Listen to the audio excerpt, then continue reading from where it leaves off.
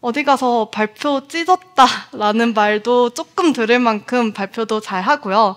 사람들을 대하는 것도 이제는 전혀 무섭지가 않아요. 이게 도대체 어떻게 가능했던 일일까요? 박경빈 학생의 척의 미학이라는 제목인데요. 이 친구는 어떻게 그 척이라는 단어에서 아름다움을 찾아낸 걸지 박경빈 학생 무대로 모셔보도록 하겠습니다. 네, 안녕하세요. 주니어보드 A 박경빈입니다. 사실 한 5년 전쯤만 해도 이런 자리에서 얘기를 하는 게 저한테는 되게 있을 수 없는 일이었어요. 그런 제가 오늘 이렇게 여러분들 앞에서 얘기를 꺼내기까지 무슨 일들이 있었는지 그 얘기를 좀 해드리려고 합니다. 저는 맞벌이 가정의 외동으로 자랐습니다. 그래서 어려서부터 온갖 학원에 맡겨지면서 커왔어요. 그런데 저 어릴 때 앞에 나서는 거 그리고 밖에 나가는 거 정말 싫어하는 굉장히 내성적인 아이였거든요. 그래서 그런지 뭔가 앞에 나서서 해내고 또 보여줘야 하는 이런 학원들만 가면 저는 항상 틀리고 또 혼나기 바빴습니다. 그런데 사실 어릴 때는 이런 것들이 되게 쉽게 놀림감이 되곤 하잖아요. 저도 항상 들어야 했던 친구들의 웃음 그리고 놀림 이런 것들 때문에 저는 어느 순간부터 앞에 나서는 일을 싫어하는 걸 넘어서 무서워하게 됐어요. 하나의 트라우마가 되어버린 거죠. 그리고 이 트라우마는 중고등학생이 된 저에게 발표 공포증이라는 문제로 이어졌습니다.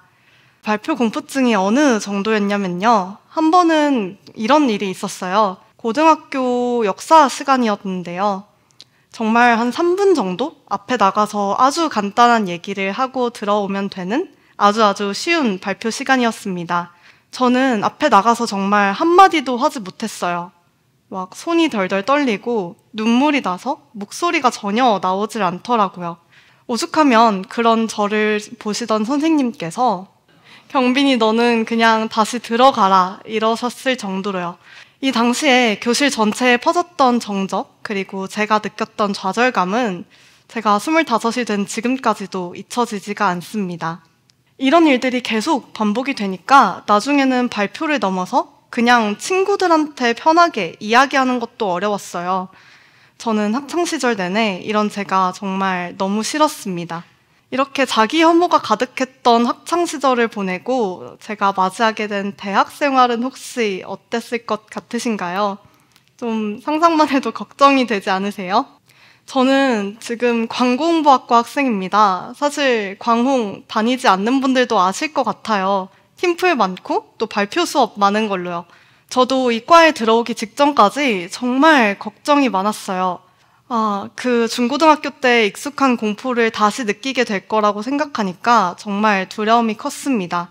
괜히 지원했다라는 생각도 정말 많이 했고요. 그런데 저는 대학교에 들어오고 나서 정말 예상치도 못했던 상황에 놓이게 됩니다. 익숙한 화면이시죠? 바로 제가 모든 수업 그리고 팀플이 비대면으로 이루어졌던 코로나 학번이 되어버린 거예요. 좀 웃기게도 저는 이때 발표 잘한다 라는 말을 들었습니다. 그것도 꽤 자주요. 근데 사실 여기에는 이 자리에 와 있는 제 동기들도 아직까지 모르는 비밀이 하나가 있는데요. 저는 이 시기에 모든 발표를 이런 화면으로 했어요. 저를 보는 교수님 그리고 다른 학생들의 화면을 전부 꺼두고 제가 제 얼굴만 보면서 발표를 한 거예요. 이러면 사실 당연히 어떤 발표도 떨리지가 않죠. 사람을 대하는 것도 마찬가지였습니다. 사람들을 현실이 아닌 화면으로만 만난다고 생각하니까 전혀 무섭지가 않았어요. 그러니까 모두를 힘들게 했던 코로나가 저한테는 어쩌면 기회가 된 거예요. 저는 이때 한 1, 2년 정도를 완전히 다른 모습으로 좀 살아갈 수 있었으니까요. 근데 사실 언젠가 현실로 돌아가야 할 시간은 찾아오기 마련이잖아요.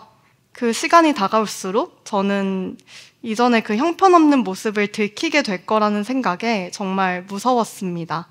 그리고 그 날이 다가오고야 말았어요. 코로나가 끝나고 다시 돌아온 대면 수업, 그리고 발표 시간, 2인 1조로 앞에 나가서 발표를 하는 전공 수업이었던 걸로 기억을 하는데요. 당연히 아무에게도 티는 내지 못했지만 저는 정말 많이 떨고 있었습니다.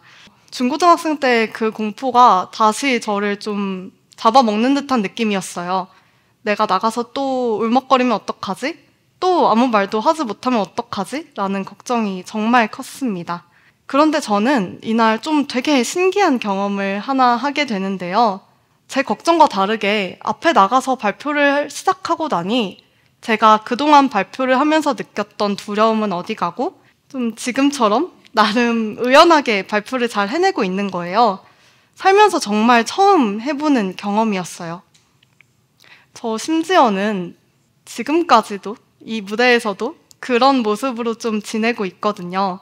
어디 가서 발표 찢었다라는 말도 조금 들을 만큼 발표도 잘 하고요. 사람들을 대하는 것도 이제는 전혀 무섭지가 않아요. 이게 도대체 어떻게 가능했던 일일까요? 제가 조금 생각을 해봤는데요. 이 모든 건 제가 그동안 그렇게나 열심히 해왔던 척 덕분이었습니다.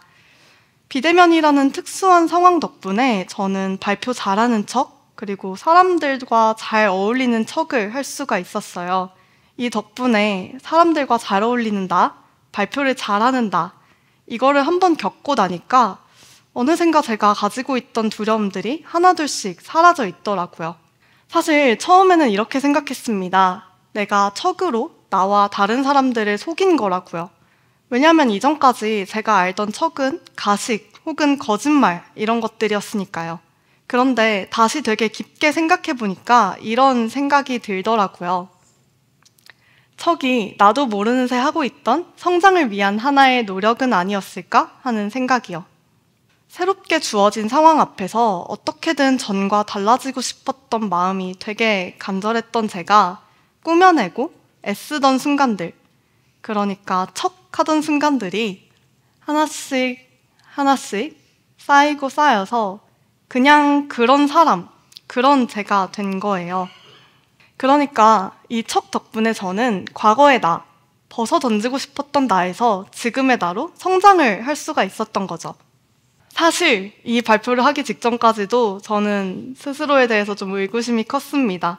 제가 이전의 모습을 완전히 벗어던지지 못한 건 아닐까 하는 걱정이 있었어요. 그런데 이렇게 되게 많은 분들 앞에서 적어도 울지 않고 하고 싶은 말을 다 해내고 나니까 이제는 정말 확신이 듭니다. 척은 저한테 가식적인 것이 아니라 나를 바꿔놓는 고마운 존재라는 걸요.